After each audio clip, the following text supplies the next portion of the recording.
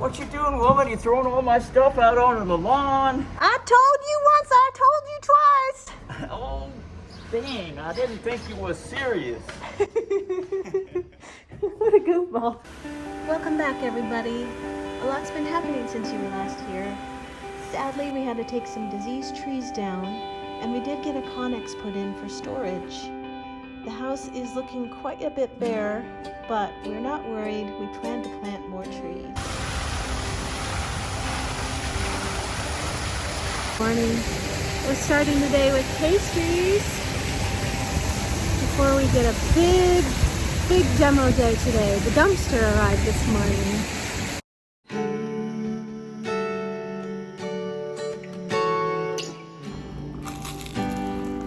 So I wanted to ask you while we're having our pastry treat before we head over to the house.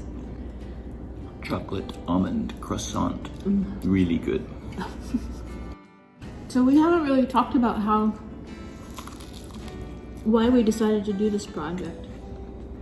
And we haven't talked about how it's a land bank project and the whole process that goes with that. So I think we should do a whole episode of that. But I did want to ask you your reasons for deciding to do a land bank house.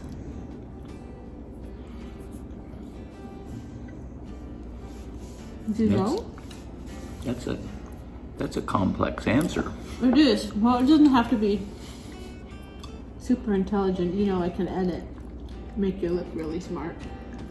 I'll need some help with that. The whole thing started out because you're not pleased living in a dim apartment. Right. We live downtown, and although I love downtown because of being able to find things like this at a moment's notice. At least now, when we moved here, it was a ghost town because, you know, the whole pandemic thing. But although our apartment is beautiful and lovely, it's just a little bit too dark. And there's the issue of extra audio entertainment in the evenings. We do live next door to an establishment that has musical guests, so it is not ideal. Of which there are many in our city. In downtown. So anyway, we thought we would look for a house, but the housing market was just phenomenally difficult because of everyone wanting to buy a house all at the same time.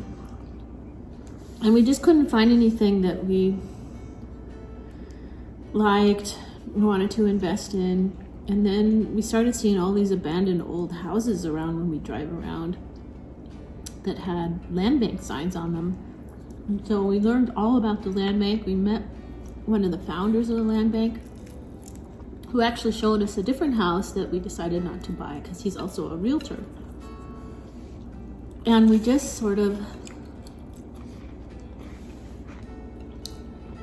I don't know, just step by step, it felt like the exact right thing for us to do, and the project just grew, and the ideas and what it felt like we could do for the house and for the community and for ourselves,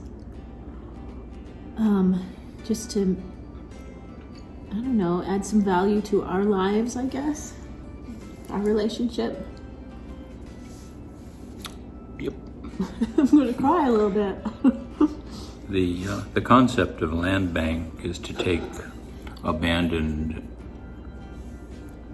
old properties and change the neighborhood from decrepit to a functional, hopefully vibrant neighborhood over time, to recover from the urban exodus of the last 50 years and rebuild the central neighborhoods of a city. So we have begun to participate in that rebuilding here. Yeah, as you see, Jim knows a lot about a lot, and he's the go-to guy if you have a question about anything basically, science, construction. So he's pretty much the backbone of why we can get this organized. Good job editing that in. And as you have seen so far, I like to do the design work, and I like to do it without spending a lot of money, because I think I like to use the skills I have already for art and design. Of which she has many. The hard part is I have a very full-time job that is going to be getting pretty intense in a couple of weeks, and will be intense for a very long time. So Jim will be holding down the bulk of the project, and I, in the next couple of weeks, will do as much as I can, and then we'll have to back off just a little bit. I'm being abandoned. Be sorry for me. But we thought a lot about that before we decided to move forward and sign the papers and commit. And I guess we both feel like you only get one shot at your life, and both of us are on the same page about doing as much of the things that we want to do as much as we can. And the other part about it that runs all the way through our relationship is that a lot of the fun in life is learning to do things. So we keep learning new things together. Right. We have come to tears so many times in this project, just thinking about, I don't know, saving this old house that somebody put so much work into, and helping the neighborhood. This neighborhood has already gotten a really good start, but just joining that just feels so important. And making new friends in the neighborhood. I don't know. And then our plans for the house after we're gone and after we're done with it. You know, what we might like to do with that based on the neighborhood it's in. And it's just been very meaningful for us. So I'm really glad we have decided to commit. And it also comes with the caveat of it could all just go to crap, because there's so many things that have to fall in line for this to be done, which the Land Bank the Land Bank video will help explain the commitment you're making and the timeline and the finances and how to put it all together. But for now, just know that we're sort of balancing everything, knowing that it might not work out. I mean, it probably will, but things happen in life, so it's a risk. Everything's a risk that's worthwhile. Doing this project correctly in the current economic market, with products cost going up, like lumber, some parts of lumber have gone up 4 times in cost over the last year, is making this into a scarily expensive project to do right. Right. And there's really no sense in doing a crappy job of it. So we have to figure out how to bring the finances together with our vision. Right. A little bit of concern. Oh my goodness. Are you worried? Sure, I'm worried a little bit. We'll figure it out. Well, I'm worried too, but I think that we're working with good people at the Land Bank who've already extended some contract things, understanding the climate we're in. Hopefully we don't even have to get into that. We'll figure it out. Hopefully we won't. But there's always something, right? There's always something in a project that... If it were just one thing, it'd be great. But... Right. I think the thing that we have going for us is that we already know that about projects. We already know there's always the downsides that just grind at you. But then knowing what you get out of it, even if it doesn't work out, like just the joy of, I don't know, dreaming about the house and the joy of seeing it improve little by little. Just the joy from the days that we have, that we're enjoying the day and enjoying what we're doing. I mean, that's all you really get in life anyway, right? Yep. It's pretty deep. Yep. So, all right. All right, we got a dumpster today. We get to take some of the junk out of the house. It's gonna be a lot of work today. Just today? Just today. Just today, and okay. Then I'm out. No, I can do one day. I love you.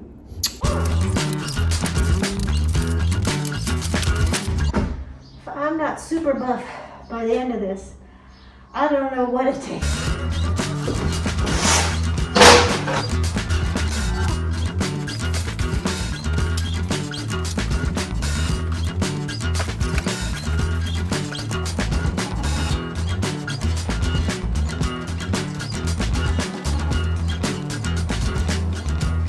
We're recycling our plastic bags because those shouldn't go in the landfill.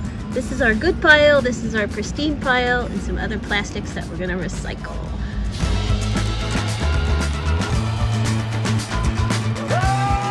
Looks like that much out here. That's gonna go in there in 3, 2, 1. Ta-da! Look at how tidy that is. When this house was built, there was no public water system here. So gathering rainwater was important for being able to do the dishes, take a bath, water the lawn and all that. So gutters, which this does not have now, used to be on the house, and they would come down and go into the basement. Here's a stub of the original gutter system sticking out through the foundation wall, the basement wall. We're going to go inside the house and see where this went. 2 new steps. This one, Top and the bottom. that one. Well, I'm just gonna look from here. Yeah, don't. You can go down and look later after we turn the lights on in the basement with our fancy new generator.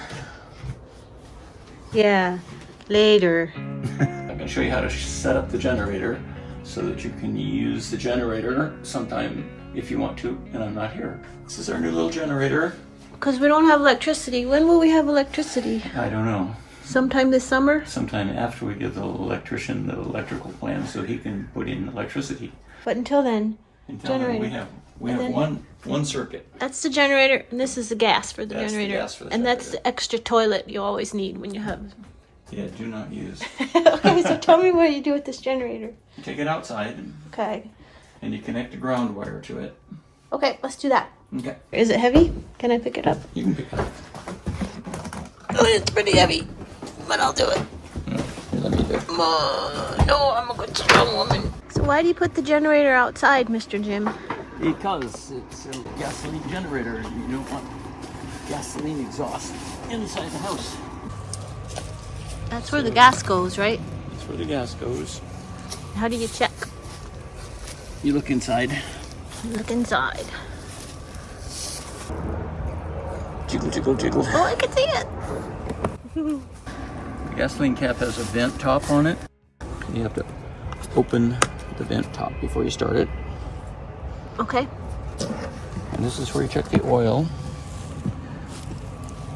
Down here. The oil dipstick. Looks like it's all wet. Okay. Oil's on there. This is the ground wire. And that means it's stuck in the ground, right? Yeah, it means it's Down through this pipe. connected to earth. So is it down through this pipe that it is? Yeah, this is an fuel oil tank that's associated with our house. And it had you put a wire onto it? Yeah, clamped a wire onto it. Okay. And then this attaches to the generator down here at this lug. Grounding lug here. Okay. Get behind that washer. Does it say grounding lug or what's that symbol? Yeah, right there's the ground symbol. And there's a little wrench on the steps for tightening this. I'll go get it. Okay. On the steps. Yep. The wrench. And just coincidentally, that happens to be a wrench that came with the house. Oh. A found object. The right size for grounding our generator. Right. Okay, then to start it, open the vent cap, which we did already. And then there's a fuel and ignition shut-off switch here. It's a combination switch. Let's turn it to on. Okay. And then this is the choke. Pull the choke out. And then pull the starter. And then immediately push in the choke after it starts. Yay! You can do it. You can do it. I can? You can do it. You can do it. Okay, I'm going down.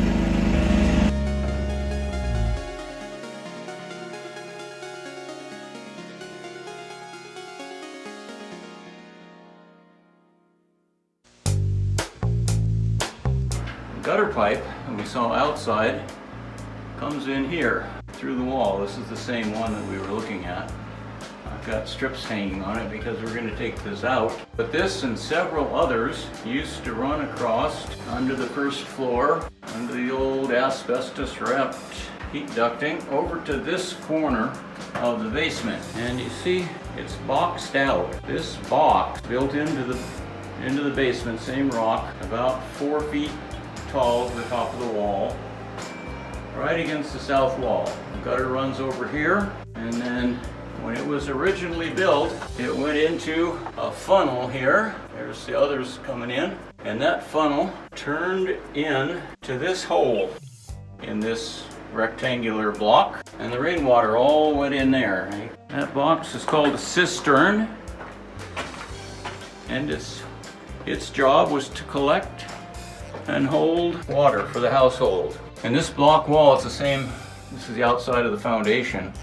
This was lined with 3 courses of cementitious lining of some sort. I'm not quite sure what they used. I haven't researched that yet. But I'm chipping it off the walls right now because this is where the water is going to come in from the city line when we move it. But you can see this material, and you can see a little bit of a darker layer. It was put on, some cement put on it, and then there was looks like a tar layer.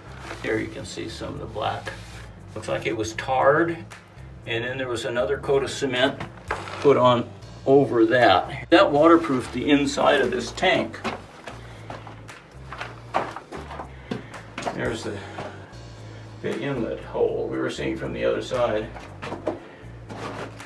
I'm going to get back to opening this up and cleaning it up so that our new water supply line can come in through this wall. That's the old furnace on the left, and that's a little workroom storage. It was probably where they had coal.